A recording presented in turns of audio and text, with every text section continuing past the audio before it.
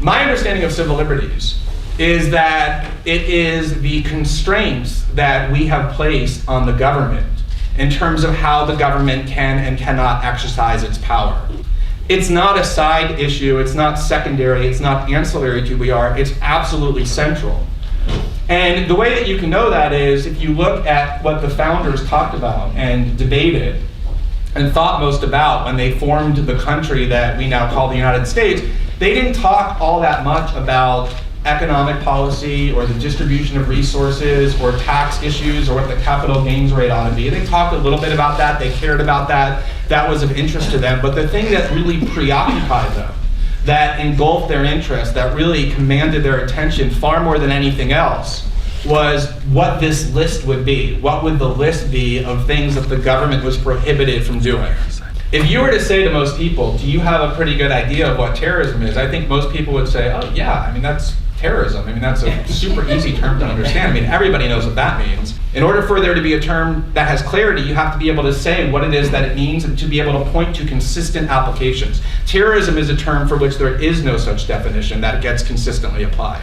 It didn't really have popular, consistent, regular usage until around the 1970s, when the Israelis started to try and institutionalize, to start trying to formalize the term to describe what their Arab enemies were doing. The problem though was, and it was a pretty significant problem, which was that the goal was to create a definition that would allow us to call Arab and Muslim violence and the violence used by enemies of the United States terrorism, but that the violence used by the Israelis and the Americans and our Western allies somehow would be excluded.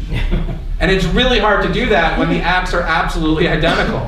That too, though, created lots of problems. One problem was that the state of Israel was founded upon the use of violence directed at civilians for political ends by non-state actors. That was a pretty significant problem, was that the Israeli government was filled with people who, under that definition, would be called terrorists.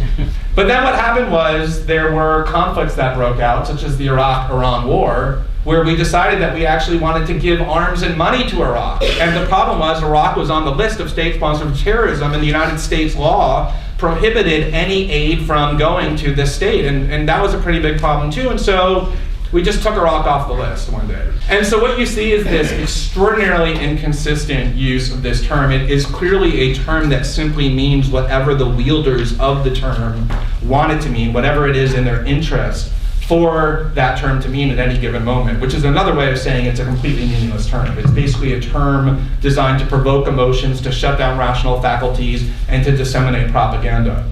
And yet, if you were to apply the term terrorism to the United States in terms of what it did in the events that I just described, you would be immediately marginalizing yourself. You would be deemed crazy or radical or anti-American or hateful or any of those other terms, even though you're doing nothing but taking the formal definition of the term and applying it as faithfully and consistently as you can, because the biggest taboo in the United States is to take the term terrorism and apply it to things that the United States or its allies do. That is by definition what the term isn't. So as disgraceful and dangerous as those acts were, at least the pretext that was used had a fixed and understandable meaning. As opposed to now, when a term that is completely amorphous, that has no controlled definition whatsoever, and that is therefore subject to limitless abuse, and that will endure for as long as we need it to endure until there's some other threat that we can use more effectively, that is the weapon, the head point of the arrow that is being used to destroy our fundamental liberties. And that, I think, is unique in our history and unprecedentedly dangerous. Safety is one important goal of the government, but it's by no means the most important. And our country was predicated on the concept that we agree to give up safety in exchange for liberty. And one of those crucial liberties is that the government cannot invade our private communications unless it demonstrates to a court that there's probable cause to believe that we did something wrong. That was John Ashcroft. And 2 years later, that same John Ashcroft was the Attorney General of the Bush administration, who not only agreed that the president could eavesdrop on all of our communications without any warrants of any kind, but who went before Congress in early 2002 and said that anyone who objects to anti-terrorist actions on the part of the government by citing the Constitution or civil liberties is aiding and abetting Al-Qaeda. And that transformation from civil liberties champion to blind authoritarian that you see in John Ashcroft and so many other people on the right happened not because of 9/11. It happened because people believe that when there's a Democrat in the White House controlling the executive branch, that's really dangerous. And you need all kinds of safeguards and all kinds of protections and all kinds of oversight to prevent abuse. But when their party is in power, when there's a good Republican who's well-intentioned and kind-hearted, who's occupying these instruments, you no longer need those safeguards. Now they don't matter. You can trust them to exercise them in the dark because they'll do it for the good. And so this belief in civil liberties was completely conditional upon which party controlled the White House. And that critique was found so prominently among not just liberals in the Democratic Party, but the Democratic Party itself. In fact, Barack Obama ran for president with the plank that he would restore civil liberties and reverse these abuses, not as a side plank to placate civil libertarians and other fringe groups, but as a centerpiece of his campaign, that we would restore our legal values and our constitutional values and stay safe without engaging in these kind of extremist views. This was a centerpiece of the Democrats' political identity for 8 years when the Republicans were in office. And what happened when Barack Obama got into office and began embracing those very same policies that we'll discuss in a moment? All of those concerns essentially disappeared.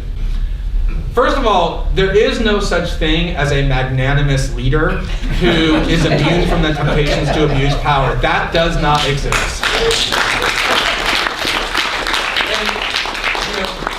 The founders had an extremely high opinion of themselves, but as high of an opinion as they had of themselves, they also knew and said that there is no such thing as vesting this awesome power of government in individuals, no matter how well-intentioned they are, and have them and be able to trust that they won't abuse it. Abuse of that power is inevitable by the very idea of what human nature is. That's why those safeguards are needed, and needed in every case, not because you assess whether a particular leader needs them, but because we know that all leaders do.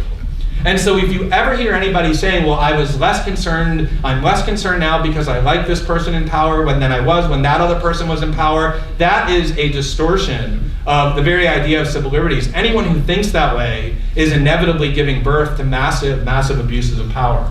Because the way our political discourse works is that policies get debated only when one of the parties is for them and one of the parties is against them. It created a lot of dissension in the citizenry. People were angry over torture and limitless imprisonment and Guantanamo and excessive secrecy. And what has happened because Barack Obama has adopted those policies is that now they are no longer right-wing radicalism or the province of Bush and Cheney. Now they have become the consensus policy of both political parties, of the political class. There is nobody in Washington anymore with an establishment platform who opposes these things, because the Republicans can't because they did it, and the Democrats can't because they're doing it.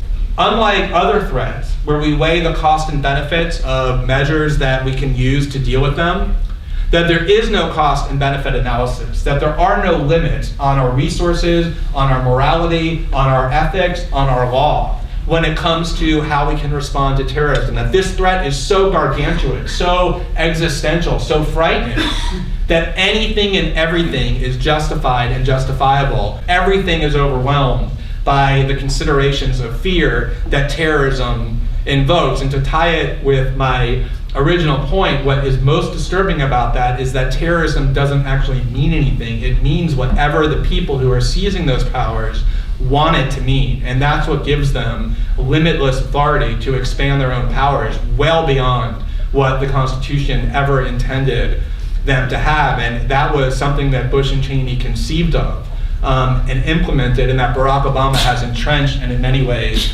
expanded.